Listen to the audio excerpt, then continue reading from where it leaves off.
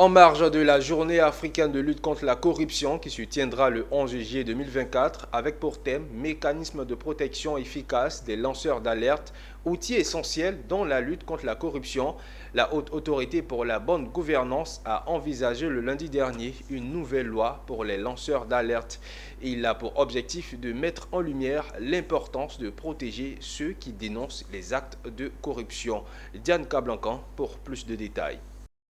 Dans le cadre de la lutte contre le blanchiment de capitaux et le financement du terrorisme, les Côte d'Ivoire évalués par le groupe intergouvernemental d'action contre le blanchiment d'argent et le FMI en juin 2022 a reçu des recommandations soulignant la nécessité de protéger les lanceurs d'alerte. Actuellement, bien que le dispositif juridique ivoirien prévoit la protection des dénonciateurs et témoins, une loi spécifique pour les lanceurs d'alerte manque encore. Ainsi, un atelier organisé par la Haute Autorité pour la bonne gouvernance en collaboration avec le ministère de la Justice et des Droits de l'Homme, la société civile et d'autres entités s'est tenu à la résidence Limania.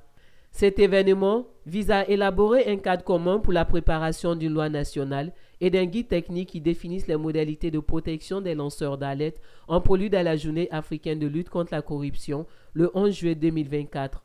La protection des lanceurs d'alerte est un vrai sujet que les autorités ivoiriennes ont décidé de régler, parce que les lanceurs d'alerte sont des individus, des acteurs clés, dont la mission n'est pas seulement de déclencher un processus judiciaire, mais la mission de protection des lanceurs d'alerte, c'est de donner l'alerte sur tous les cas de dysfonctionnement afin de permettre aux autorités concernées de prendre des mesures. Et c'est un dispositif essentiel pour garantir la transparence dans le service public, pour garantir le principe de la redevabilité et pour renforcer la confiance entre l'administration et les administrés. Les travaux de l'atelier ont permis d'assurer une meilleure protection des lanceurs d'alerte, renforçant ainsi la lutte contre la corruption et le financement du terrorisme en Côte d'Ivoire, tout en identifiant les lacunes actuelles et proposer des solutions concrètes pour une protection efficace des lanceurs d'alerte. Nous espérons qu'à l'issue de cet atelier, nous allons en sortir avec des recommandations pour un projet de loi